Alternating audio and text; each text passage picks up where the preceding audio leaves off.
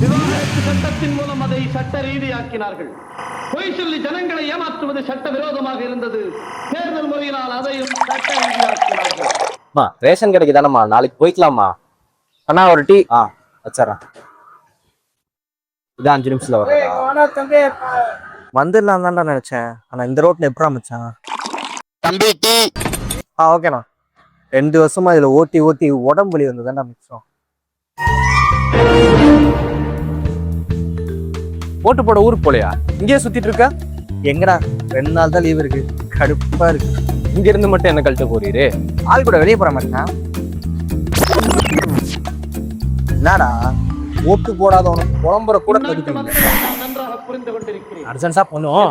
வண்டி மக்கள் டீடா எல்லாரும் ஆறியே போயிடும். அரசாங்கம் எதை செய்தாலும் சரி இது நம் தலைவிதி என்று பேசாமல் இருந்து விடுவார்கள்.